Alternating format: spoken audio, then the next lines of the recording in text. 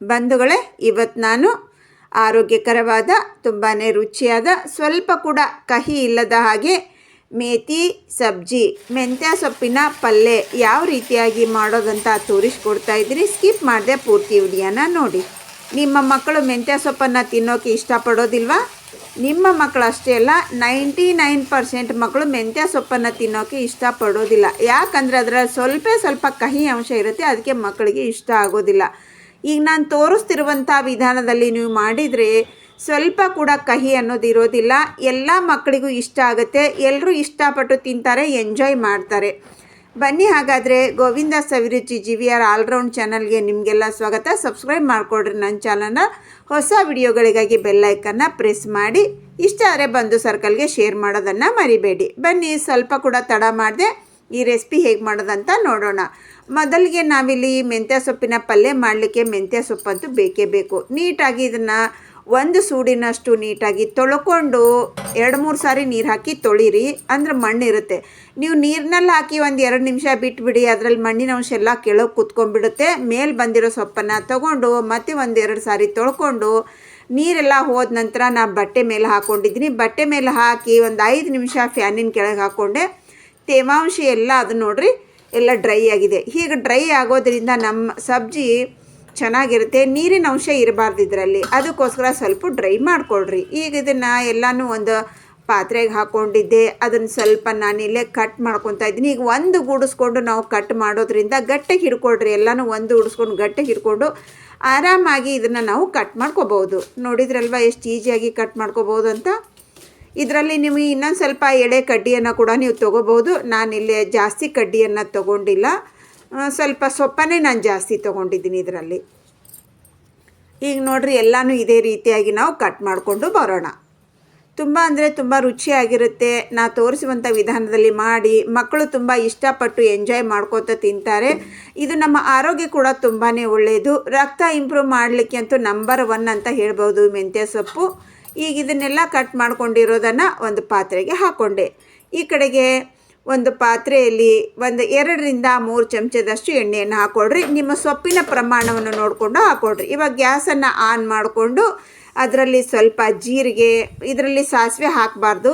ನಾವು ಸೊಪ್ಪನ್ನು ಪಲ್ಯ ಮಾಡ್ತಿರ್ಬೇಕಾದ್ರೆ ಯಾವತ್ತೂ ಸಾಸಿವೆಯನ್ನು ಬೆಳೆಸ್ಬೇಡಿ, ಯಾಕಂದರೆ ಸಾಸಿವೆಯಲ್ಲಿ ಸ್ವಲ್ಪ ಕಹಿ ಅಂಶ ಇರುತ್ತೆ. ಅದಕ್ಕೋಸ್ಕರನೇ ಒಂದಿಷ್ಟು ಬೆಳ್ಳುಳ್ಳಿ ಜಾಸ್ತಿ ಹಾಕ್ಕೊಳ್ರಿ, ಒಂದು ಕಡ್ಡಿಯಷ್ಟು ಕರಿಬೇವು, 1 ಸ್ಪೂನಷ್ಟು ಕಡಲೆಬೇಳೆ, 1 ಸ್ಪೂನಷ್ಟು ಉದ್ದಿನಬೇಳೆ, 1 ಸ್ಪೂನಷ್ಟು ಹೆಸರುಬೇಳೆ ಹಾಕ್ಕೊಂಡು ನೀಟಾಗಿ ನಾವು ಲೋ ಫ್ಲೇಮ್ನಲ್ಲೇ ಚೆನ್ನಾಗಿ ಇದನ್ನು ಹೊಂಬಣ್ಣ ಬರುವಾಗೆ ಸ್ವಲ್ಪ ಕೆಂಪಾಗಲಿ ಅಲ್ಲಿವರೆಗೆ ಹುರ್ಕೊಳ್ಳೋಣ. ಫ್ಲೇಮ್ ಲೋನಲ್ಲೇ ಇರಲಿ.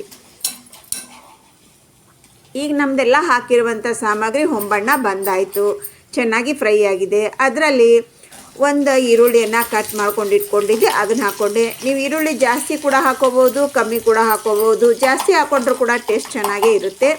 ನಮ್ಮ ಬೆಳ್ಳುಳ್ಳಿ ಈರುಳ್ಳಿ ನಾವು ಎಷ್ಟು ಆರೋಗ್ಯಕ್ಕೆ ಒಳ್ಳೆಯದು ಅಂತಂದರೆ, ಈ ಚಳಿಗಾಲದಲ್ಲಿ ಬೆಳ್ಳುಳ್ಳಿ ತಿನ್ನೋದ್ರಿಂದ ನಮ್ಮ ಚಳಿಗಾಲದ ಸಮಸ್ಯೆ ಕೂಡ ನಿವಾರಣೆ ಆಗುತ್ತೆ. ನಾಲಿಗೆ ರುಚಿಯನ್ನು ಕೊಡೋದಲ್ಲದೆ ಅದರಲ್ಲಿ ಮೆಡಿಸಿನ್ ಪವರ್ ತುಂಬಾ ಇರುತ್ತೆ ನಮ್ಮ ಬೆಳ್ಳುಳ್ಳಿಯಲ್ಲಿ. ಹಾಗಾಗಿ ಬೆಳ್ಳುಳ್ಳಿಯನ್ನು ಸ್ವಲ್ಪ ಜಾಸ್ತಿ ಯೂಸ್ ಮಾಡಿಕೊಂಡ್ರೆ ಏನು ತೊಂದರೆ ಏನೂ ಇಲ್ಲ.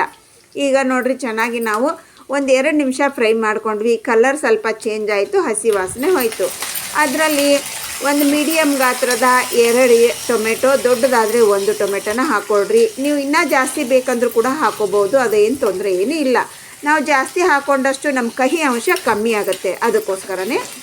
ಈಗ ಅದರ ರುಚಿಗೆ ಅನುಸಾರ ನಾನು ಅರ್ಧ ಸ್ಪೂನಷ್ಟು ಕಲ್ಲುಪ್ಪನ್ನು ಹಾಕೋತಾ ಇದ್ದೀನಿ. ನಮ್ಮ ಸೊಪ್ಪು ಉಪ್ಪನ್ನು ಜಾಸ್ತಿ ಹಿಡಿಯೋದಿಲ್ಲ, ಹಾಗಾಗಿ ಸ್ವಲ್ಪ ಕಮ್ಮಿನೇ ಹಾಕ್ಕೊಡ್ರಿ. ಮತ್ತು ಬೇಕಂದ್ರೆ ಉಪ್ಪನ್ನು ನಾವು ಸೇರಿಸ್ಕೋಬೋದು.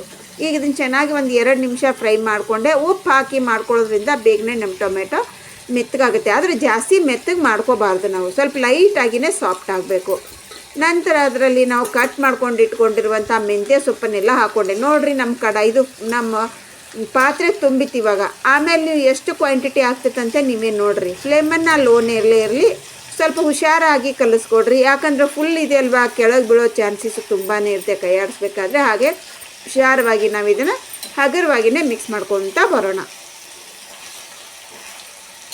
ಇದಕ್ಕಾದಷ್ಟು ಸ್ವಲ್ಪ ಸೊಪ್ಪನ್ನು ಫ್ರೈ ಮಾಡಬೇಕಾದ್ರೆ ಸ್ವಲ್ಪ ದೊಡ್ಡ ಪಾತ್ರೆ ಇಟ್ಕೊಂಡ್ರೆ ಒಳ್ಳೆಯದು. ಅಂದರೆ ನಮಗೆ ಈಸಿಯಾಗಿ ನಾವು ಆರಾಮಾಗಿ ಇದನ್ನು ಮಿಕ್ಸ್ ಮಾಡ್ಕೋಬೋದು. ಆನಂತರ ಆಗೋದು ಸ್ವಲ್ಪ ಆಗುತ್ತೆ, ಅದು ಆಗೋದೇ ಒಂದು ಹಿಡಿಯಷ್ಟೇ ಆಗುತ್ತೆ. ನೀವು ಎಷ್ಟೇ ಸೊಪ್ಪು ಹಾಕಿದರೂ ಅದು ಕ್ವಾಂಟಿಟಿ ಆಗೋದ ನಂತರ ಕಮ್ಮಿನೇ. ನೋಡಿರಿ, ಇವಾಗ ನಾನು ಫುಲ್ ಇರೋ ನಮ್ಮ ಪಾತ್ರೆ ತಳಕ್ಕೆ ಬರ್ತಾ ಇದೆ. ಇವಾಗ 50% ಫ್ರೈ ಆಗಿದೆ, ಅದು ಇನ್ನೂ 50% ಫ್ರೈ ಆಗಬೇಕು. ಇವಾಗ ಎಷ್ಟು ಕ್ವಾಂಟಿಟಿ ಆಗಿದೆ ನೋಡಿರಿ ಇದು.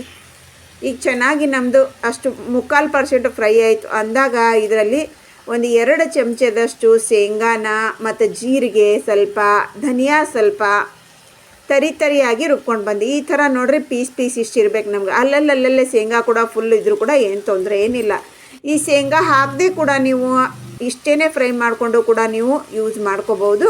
ಶೇಂಗಾ ಹಾಕೋದ್ರಿಂದ ತುಂಬ ಟೇಸ್ಟು ಚೆನ್ನಾಗಿ ಕೊಡುತ್ತೆ, ಹಾಗೆ ರುಚಿ ಕೂಡ ಹೆಚ್ಚಾಗುತ್ತೆ, ಕಹಿ ಅಂಶ ಕೂಡ ಕಮ್ಮಿ ಆಗುತ್ತೆ. 1 ಚಿಟಿಕೆಯಷ್ಟು ಅರಿಶಿನ, ನಾನು ಚಿಕ್ಕ ಸ್ಪೂನಿನಿಂದ 2 ಸ್ಪೂನಷ್ಟು ಹೋಮ್ ಮೇಡ್ ಅನ್ನಂದರೆ red chilli powder, Byadgi chilli powder, ಅದು ಖಾರ ಇರೋದಿಲ್ಲ. ನಿಮ್ಮ ಖಾರಕ್ಕೆ ಅನುಗುಣವಾಗಿ ಚಿಲ್ಲಿ ಪೌಡ್ರನ್ನ ಸೇರಿಸ್ಕೋಬೋದು. ಇದು ಹಾಕಿ ಚೆನ್ನಾಗಿ ಮಿಕ್ಸ್ ಮಾಡಿಕೊಂಡೆ ಸೂಪರ್ ಆಗಿರುವಂಥ ಎಕ್ಸಲೆಂಟ್ ಆಗಿರುವಂಥ ಟೇಸ್ಟ್ ಕೊಡುವಂಥ ನಮ್ಮ ಸಬ್ಜಿ ರೆಡಿ ಆಯಿತು ನೋಡಿರಿ. ಈ ವಿಧಾನದಲ್ಲಿ ಮಾಡಿ ಎಲ್ಲ ಮಕ್ಕಳಿಗೂ ಅಲ್ರಿ ದೊಡ್ಡವ್ರಿಗೂ ಎಲ್ಲರಿಗೂ ಇಷ್ಟ ಆಗುತ್ತೆ. ಮಕ್ಕಳು ಇದನ್ನು ತಿಂದುಬಿಟ್ಟು ಕ್ಯಾರಿಯರಿಗೆ ಕೂಡ ಇದನ್ನೇ ಕಟ್ಟು ಅಂತ ಹೇಳ್ತಾರೆ, ಅಷ್ಟು ರುಚಿಯಾಗಿರುತ್ತೆ. ಈಗ ನೋಡಿರಿ ಗ್ಯಾಸನ್ನು ಆಫ್ ಮಾಡಿಕೊಂಡು ಒಂದು 5 ನಿಮಿಷ ಮುಚ್ಚಿಟ್ಬಿಟ್ರೆ ಸಾಕು. ಟೈಮ್ ಇದ್ದರೆ, ಟೈಮ್ ಇಲ್ಲ ಅಂದರೆ ಮುಚ್ಚಿಡೋ ಅವಶ್ಯಕತೆ ಇಲ್ಲ, ಹಾಗೆ ಕೂಡ ಸರ್ವ್ ಮಾಡ್ಕೋಬೋದು. ಇಲ್ಲ 1-2 ನಿಮಿಷ ಮುಚ್ಚಿಟ್ರೂ ಕೂಡ ಆಗುತ್ತೆ. ಮುಚ್ಚಿಡೋದ್ರಿಂದ ಏನಾಗುತ್ತೆ, ನಾವು ಹಾಕಿರುವಂಥ ಎಲ್ಲ ಸಾಮಗ್ರಿ ನೀಟಾಗಿ ಅಬ್ಸರ್ವ್ ಮಾಡಿಕೊಂಡು ಟೇಸ್ಟ್ ಹೆಚ್ಚಾಗುತ್ತೆ ಅನ್ನೋದಕ್ಕೋಸ್ಕರ ಮುಚ್ಚಿಡೋದಷ್ಟೇ. ನಮಗೆ ಟೈಮ್ ಇಲ್ಲ ಅಂತಂದರೆ ಇಮಿಡಿಯೇಟಾಗಿ ನೀವು ಫ್ರೈ ಮಾಡಿ ತಟ್ಟೆಗೆ ಸರ್ವ್ ಮಾಡ್ಕೋಬೋದು, ಏನು ತೊಂದರೆ ಏನಿಲ್ಲ. ನೋಡಿರಿ ನಮ್ಮದೆಲ್ಲ ರೆಡಿ ಆಯ್ತು. ಇವಾಗ ಸರ್ವ್ ಮಾಡ್ತಾಯಿದ್ದೀನಿ. ಈ ಬಿಸಿ ಚಪಾತಿ ರೊಟ್ಟಿ ಜೊತೆಗೆ ನಮ್ಮ ಗರಮ ಸಬ್ಜಿ ಇದ್ದರೆ ನೋಡಿರಿ, ಆಹಾಹಾ 2 ಹೊಟ್ಟೆ ಬಂದುಗಳೇ. ಒಳ್ಳೆ ಸಬ್ಜಿ ತಿನ್ನಂಗಿಲ್ಲ ಅನ್ನೋರು, ಒಟ್ಟ ಚಪಾತಿನೂ ತಿನ್ನಂಗಿಲ್ಲ ಅನ್ನೋರು ಕೂಡ ಆರಾಮಾಗಿ 4 ಚಪಾತಿ ಅಂತೂ ತಿಂತಾರೆ ಈ ಸಬ್ಜಿ ಜೊತೆಗೆ. ಸಖತ್ತಾಗಿರುತ್ತೆ. ಇವಾಗ ನೋಡ್ರಿ ನಾನು ಸರ್ವ್ ಮಾಡ್ತಾಯಿದ್ದೀನಿ. ಈ ಥರ ಸಬ್ಜಿ ನೋಡಿದರೆ ಯಾರಿಗೆ ತಿನ್ನಲ್ಲ ಅನ್ನೋರಿಗೆ ಕೂಡ ಬಾಯಲ್ಲಿ ನೀರಂತೂ ಬರೋದು ಗ್ಯಾರಂಟಿ. ನಿಮಗೆ ಯಾರ್ಯಾರಿಗೆಲ್ಲ ಬಾಯಲ್ಲಿ ನೀರು ಬಂತು ಈ ಸಬ್ಜಿ ನೋಡಿ ಅಂತ ಕಮೆಂಟ್ ಮಾಡೋದನ್ನು ಮರಿಬೇಡಿ. ಹಾಗೆ ನಿಮ್ಮ ಯಾವ ಊರಿಂದ ನೀವು ಕಮೆಂಟ್ ಮಾಡ್ತಾಯಿದ್ದೀರಾ, ಎಲ್ಲಿಂದ ವಿಡಿಯೋ ನೋಡ್ತಿದ್ದೀರಾ ಅನ್ನೋದು ತಪ್ಪದೇ ಒಂದು ಸಾರಿ ಕಮೆಂಟ್ ಮಾಡಿ.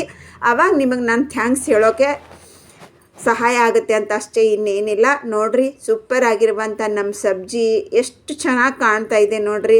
ಮೆಂತ್ಯ ಸೊಪ್ಪಿನಿಂದ ಮಾಡಿರುವಂಥ ನಮ್ಮ ಆರೋಗ್ಯಕರವಾಗಿರುವಂಥ ಬ್ಲಡ್ ಇಂಪ್ರೂವ್ಮೆಂಟ್ ಸಬ್ಜಿ ಅಂತಲೇ ಹೇಳ್ಬೋದು ಇದನ್ನು.